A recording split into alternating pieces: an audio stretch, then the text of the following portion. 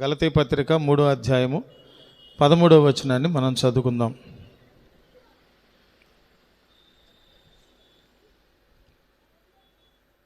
పన్నెండు నుంచి చదువుదాం. ధర్మశాస్త్రము విశ్వాస సంబంధమైనది కాదు గాని దాని విధులను ఆచరించువాడు వాటి వలననే జీవించును. ఆత్మను గూర్చిన వాగ్దానము విశ్వాసము వలన మనకు లభించున్నట్లు అబ్రహాము పొందిన ఆశీర్వచనము క్రీస్తు యేసు ద్వారా అన్యజనులకు కలుగుటకై క్రీస్తు మన కోసము శాపమై మనలను ధర్మశాస్త్రము యొక్క శాపము నుండి విమోచించెను. శాపము అంటే కర్స్. శాపం అంటే ఇంగ్లీష్లో ఏమంటాం మనం? కర్స్ అంటాం. ఈ శాపం అనేటటువంటి దానిని మన నుండి తీసివేయటానికి, మనందరము శాపం నుంచి ఎందుకు తీసుకువేయబడాలండి? మనం శాపం ఏమన్నా పొందామా? శాపం అనేటటువంటిది అసలు మనకి ఎక్కడ ప్రస్తావించబడింది అంటే, ఎవరైనా మనం పాత రోజుల్లో విన్నప్పుడు, కథల్లో విన్నప్పుడు, పురాణాల్లో విన్నప్పుడు, మా తాతగారు, మా అమ్మగారి నాన్నగారు చిన్నప్పుడు చిన్నపిల్లలుగా సమ్మర్ హాలిడేస్కి, దసరా హాలిడేస్కి మా ఊరు వెళ్ళినప్పుడు ఆ వెన్నెల రాత్రుల్లో బాగా పేద కుటుంబాలు గుడిసెలు ఉండేటప్పుడు ఆ బయట వాకిట్లో వేసుకొని మంచం వేసుకొని ఆ తాతకు అటుపక్క ముగ్గురం ఇటుపక్క ముగ్గురం పడుకుంటే ఆయనకు తెలిసిన మేరకు ఈ రామాయణ కథలు, భారత కథలు అన్నీ చెప్తూ ఉండేవాడు. చెప్తూ ఉండేటప్పుడు పలానా వాడు పలానా తప్పు చేశాడు. ఒక మునీశ్వరుడు తపస్సు చేసుకుంటే వెళ్ళి డిస్టర్బ్ చేశాడు. తపస్సు భంగం అయిపోయింది. ఇదిగో నేను నిన్ను శపిస్తున్నాను అని, నువ్వు నాశనం అయిపోదువుగాక అంటే ఆ నాశనం అయిపో, నువ్వు పిల్లివైపోదువుగాక అంటే పిల్లివైపోయాడు, కుక్కవైపోదువుగాక అంటే కుక్కవైపోడు. ఇట్లాంటివన్నీ జరుగుతూ వచ్చాయి. అప్పుడు తెలిసేది శాపం అంటే ఇది అని. అయితే పరిశుద్ధ గ్రంథంలో చెప్పబడింది ఏంటంటే, ఆది కాండంలో దేవుని చేత నిర్మించబడిన మొదటి నరుడైన ఆదాము దేవుని స్వహస్తాలతో నేలమట్టితో నిర్మించబడి దేవుని శ్వాసను ఆ తయారు చేయబడిన ఆదాము ముక్కుల్లో, నాసికల్లో ఊదినప్పుడు ఆ మట్టి మనిషి ఏమైపోయాడు? జీవించు ప్రాణి అయ్యాడు, జీవాత్మ అయ్యాడు. అయిన తర్వాత ఆయనకు సాటి అయిన సహాయంగా భార్యగా ప్రక్కటెముకలోంచి హవ్వను తయారు చేశారు. వాళ్ళిద్దరూ దంపతులుగా ఉన్నారు. అయితే ఏం జరిగిందంటే, ప్రభు ఒక చిన్న క్రమాన్ని పెట్టారు. క్రమం అంటే చెప్పిన మాట వినటం. క్రమం అంటే పెద్దోళ్ళు ఎలా బతకమని, ఎలా నడవమని ఉద్దేశించారో అలా నడవటం. క్రమం అంటే స్కూల్లో ఉపాధ్యాయులు, హెడ్ మాస్టర్లు, ప్రిన్సిపాల్స్ ఇలా నడవాలి, ఇలా ఉండాలి, ఇలా చదవాలి, ఇలా ఎక్సర్సైజ్ చేయాలి అని కొన్ని నిబంధనలు పెట్టినప్పుడు వాటి ప్రకారం నడవటమే క్రమశిక్షణ అంటే. అలా నడవలేదనుకోండి, class teachers, subject teachers, principals, పీఈటీలు ఏం చేస్తారు? మనల్ని పనిష్మెంట్ ఇస్తారు కదా. ఆ పనిష్మెంటు ఆ నిమిషానికే ఉంటుంది, పెద్ద కష్టం కాదు. కొంచెం వాత తేలద్దేమో. ఇప్పుడున్న స్కూల్ రూల్స్ ప్రకారం కొట్టకూడదు, తిట్టకూడదు కదా. కనుక మీరంటే టీచర్లకు కోపం అంటే కోపం అంటే వాళ్ళకేం మీ మీద పగ ఉండదు, కానీ చదవట్లేదని, డిసిప్లిన్గా ఉండట్లేదని కోపం వస్తుంది. ఒక దెబ్బ కొడతారు, తిడతారు, అంతటితో అయిపోద్ది అది కదా. కానీ మన ఆది మానవుడైన, మన పూర్వీకుడైన, మన పితరుడైన, మనకు మూల పురుషుడైన ఆదాము ఒక క్రమంలో దేవుడు ఉండమన్నప్పుడు సాతానుడు వచ్చి ఆ క్రమంలో ఉండనివ్వకుండా ఏం చేశాడంటే, దేవుడు మిమ్ములను ఆ పండు తినొద్దన్నాడు కదా, తింటే మీరు చచ్చిపోతారన్నారు కదంటే, అవునంటే ఉట్టిదే, అట్లా కాదు, తింటే మీరేం చావరు, తింటే దేవుళ్ళు లాంటి వాళ్ళు అయిపోతారు, మీరు దేవుళ్ళు అయిపోతారు అన్నాడు. అరే భలే ఆశ కలిగింది. అంటే దేవుడు అబద్ధం చెప్పాడా, మేమందరం దేవుళ్ళు అయిపోతామా అనుకొని వద్దన్న పని, తినొద్దన్న పని చేసేశారు. తినొద్దన్న పండు తినేశారు. వెంటనే వారి మీద ఉన్న మహిమంతా తొలగిపోయింది. వారందరూ కూడా శపించబడ్డారు. ఏమని శపించబడ్డారు తెలుసా? మిమ్మల్ని అందరినీ గొప్పవారిని చేద్దామని, పరిశుద్ధులుగానే ఈ భూమినంతా సంతానంగా నింపాలని నేను అనుకుంటే మీరు ఇలా చేస్తారా? కాబట్టి ఒక పని చేయండి, అబ్బాయి మగోడున్నావే, నువ్వు ఆదామున్నావే, నువ్వు ఇంతకుముందు అయితే నువ్వు ఏ పంటలు పండించక్కర్లా, అన్నీ సహజంగా ఈ భూమి మీద ఉన్న చెట్లన్నీ సస్యశ్యామలంగా పండి యాపిల్స్, ఆరెంజెస్ ఇంకా అన్నీ ఫ్రీగా వచ్చేస్తాయి, మీరేమీ కష్టపడక్కర్ల. కానీ ఇప్పుడు మీరు చెప్పిన పని చేయలేదు కాబట్టి నువ్వు అనుభవించే శాపం ఏంటో తెలుసా? నువ్వు కష్టపడి పని చేస్తేనే నీకు ఏదైనా వస్తుంది, లేకపోతే కష్టం, ఫుడ్ రాదు. ఇప్పుడైనా కూడా మన అమ్మ నాన్న వాళ్ళు కష్టపడి తీసుకొస్తేనే కదా మనం తింటున్నాం. ఊరికే డబ్బులు ఎవరైనా పంచేవాళ్ళు ఉంటారు ఎక్కడైనా? ఉంటారు ఎక్కడైనా? మీరు పంచుతారా డబ్బులు? చెప్పండి, ఉంటే మీకు పంచుతారా? పంచరు కదా మీరు. అలా ఊరికే దొరకవు, కష్టపడితేనే వస్తాయి. రెండోది ఏంటంటే, హవ్వ ఉన్నారు, ఆదాము ప్రక్కటెముగులను తీసినటువంటి ఆదాము గారి భార్య గారు, ఆవిడ కూడా శాపం. ఎలా తెలుసా? ఇంతకుముందు దేవుడు నిర్ణయించినట్లుగా పరిశుద్ధంగానే మనుషులందరూ జీవిస్తూ ఉంటే భూమిలో సంతాన వ్యాప్తి ఎంత హాయిగా జరిగిపోయేదో. ఆదాము హవ్వలు మాకు ఒక పిల్లోడు కావాలనుకుంటే వచ్చేసేవారు. ఇక్కడ ఒక చెట్టు, మామిడికాయ చెట్టు మొలిస్తే భలే ఉంటుంది అని అన్నారు అనుకోండి, అక్కడ ఒక చెట్టు మొలిసిపోయేది. వారి స్వభావమే వారి ఆజ్ఞలాగా వారు తలంచినవి జరిగిపోయేవి, దేవుని మాట చొప్పున ఉన్నందువల్ల క్రమంగా. కానీ వాళ్ళ మాట వినల, సాతానుడు ప్రలోభాలకు లోబడిపోయి ఆజ్ఞను అతిక్రమించారు. ఇప్పుడు ఏమైంది? ఈ స్త్రీకి నీ గర్భంలోంచి సుఖంగా బిడ్డ రావాల్సింది పోయి ఇప్పుడు నువ్వు ప్రసవ వేదన పడి ఇంకొక చావు చచ్చినంత బాధపడి పిల్లల్ని కంటావు అన్నాడు. అదొక శాపం. ఇదిగో అబ్బాయి అమ్మాయి మీ ఇద్దరే కాదు, మీ వల్ల ఈ భూమి శపించబడింది. ఇంతకుముందు ఏ సేద్యం చేయకుండానే అన్నీ పండేవి భూమి మీద. ఇప్పుడు నువ్వు కష్టపడి పండిస్తే కానీ భూమి పంట పండదు. వీళ్ళందరినీ దేవుని మాటకు వ్యతిరేకంగా ప్రవర్తించేటట్టు చేసినోడు ఉన్నాడే, ఎవడాడు? దుష్టుడు, అపవాది, సాతానుడు, అబద్ధికుడు. వాడి కూడా అప్పుడు పాము రూపంలో ఉన్నాడు, పాము రూపంలోనే వచ్చాడు వీళ్ళ దగ్గరికి. అప్పుడు దాన్ని అన్నాడు, ఇంతకు ముందు నువ్వు చెట్ల మీద పుట్ల మీద ఎగురుకుంటూ తిరిగేదానివేమో, ఇప్పుడు అలా తిరగటం లేదు, నువ్వు పొట్టతో పాక్కుంటూ నేల మీద తిరుగుతావు, మట్టి తింటావు, మట్టి తింటావు. మీరు అమ్మ నాన్న చూస్తూ ఉండగా మట్టి తింటే ఏం చేస్తారు? మిమ్మల్ని నాలుక మీద వాత పెడతారు, భరించలేని మంట ఉండేట మిరపకాయ నాలుగు కంటిస్తారు. అర్థమైందా? అలా చేశారా లేదా మీ అమ్మ నాన్న చిన్నప్పుడు? చేయలేదు, ఎందుకంటే మీరు మట్టి తినలేదు కాబట్టి. తినుంటే చేసేవాళ్ళు. అది అర్థమైందా? శాపం అంటే ఏంటంటే, మనము చక్కగా సుఖంగా ఆరోగ్యంగా బతకటానికి వీలు లేనటువంటి మన పితరుల దగ్గర జరిగినటువంటి దోష ఫలితము. Did you get my point? మనం ఈ రోజున సుఖంగా ఆరోగ్యంగా దీవెనకరంగా సంతోషంగా బతకలేకపోవటానికి మన పూర్వీకులైన వారు ఎవరో చేసిన అపరాధ ఫలితంగా వచ్చినటువంటి ఇబ్బంది, శాపము. అది శాపం అంటే. ఈ శాపం రానప్పుడు మనం ఆరోగ్యంగా ఉన్నాం, మనం సంతోషంగా ఉన్నాం, సస్యశ్యామలంగా ఉన్నాం, అన్నీ దీవెనలే.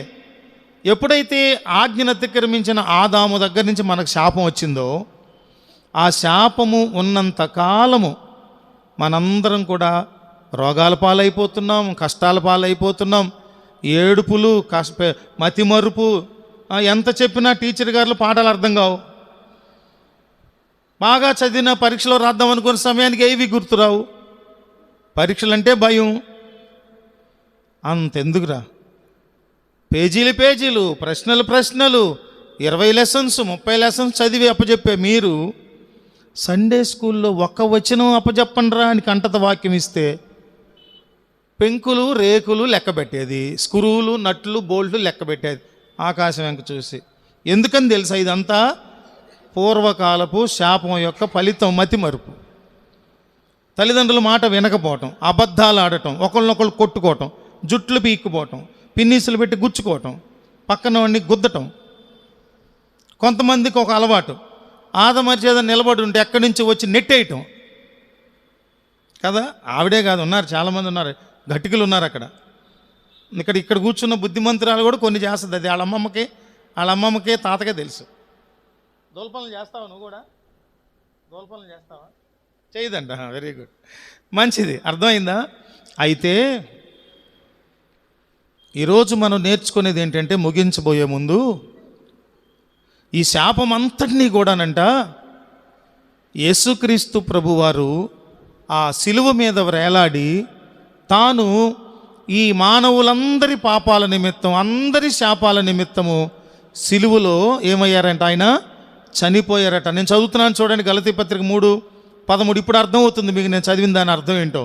ఆత్మను గూర్చిన వాగ్దానము విశ్వాసము వలన మనకు లభించినట్లు అబ్రాహాము పొందిన ఆశీర్వాద వచనము క్రీస్తు యేసు ద్వారా అన్ని జనులకు కలుగుటకై క్రీస్తు మన కోసము శాపమై మనలను ధర్మశాస్త్రం యొక్క శాపము నుండి విమోచించెను.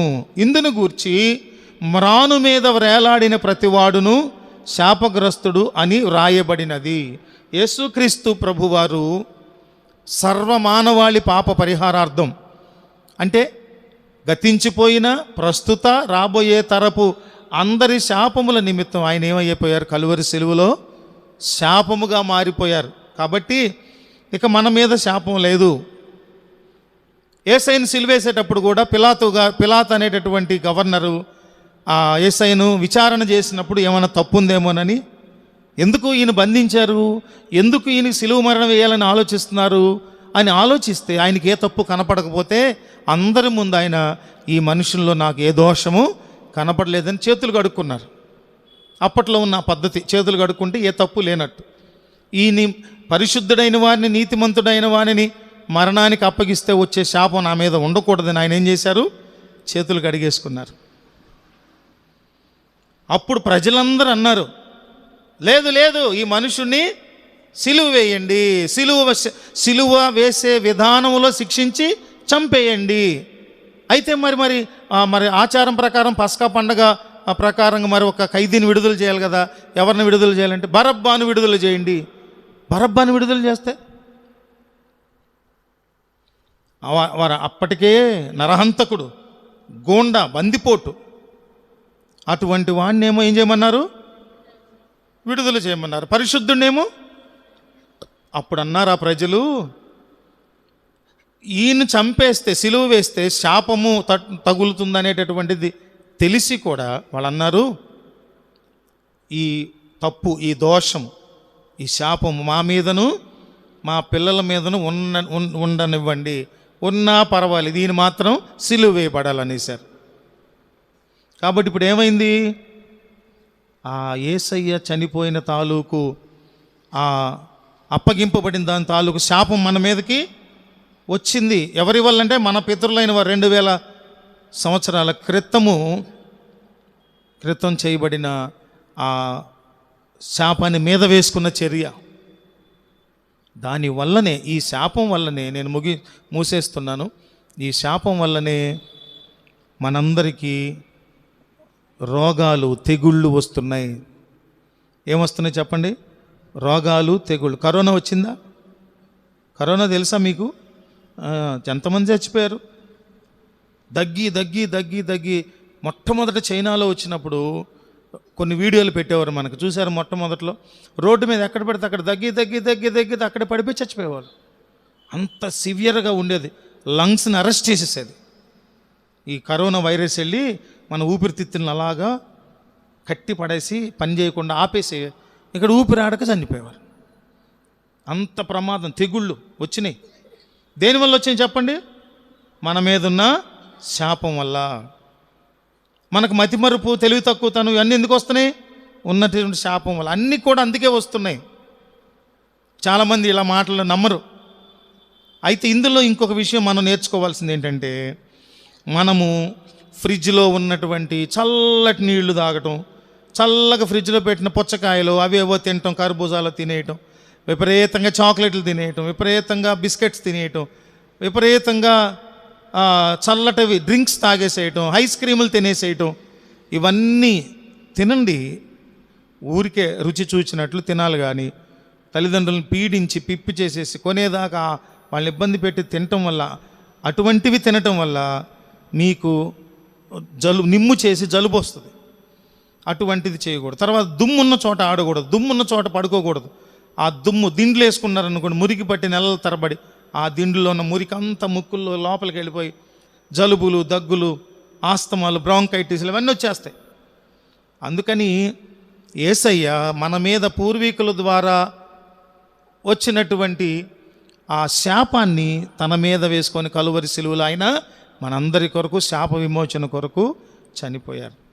అలా ఆయన చనిపోయినందువల్ల మనందరికీ ఏం కలిగింది? శాప విమోచన, పాప విమోచన కలిగింది. కాబట్టి ఆ విమోచన ద్వారా మనం ఏం చేయబడుతున్నామంటే బలం పొందుతున్నాం. అంతేకాదు, ఆయన సిలువలో చనిపోయిన తర్వాత పాతి పెట్టబడి అలా ఉండలా. ఆయన 3వ దినాన సజీవుడై సమాధిలోంచి పునరుత్థానుడై తిరిగి లేచాడు. ఆ రోజునే మనం ఏమంటున్నాం? ఈస్టర్ పండుగ అంటున్నాం కదా. సో ఆ బలమే ఇప్పుడు మీ మీద తైలాభిషేకం ద్వారా వచ్చేటటువంటిది. ఏ బలం అది? యేసయ్య పునరుత్థాన బలం, శక్తి.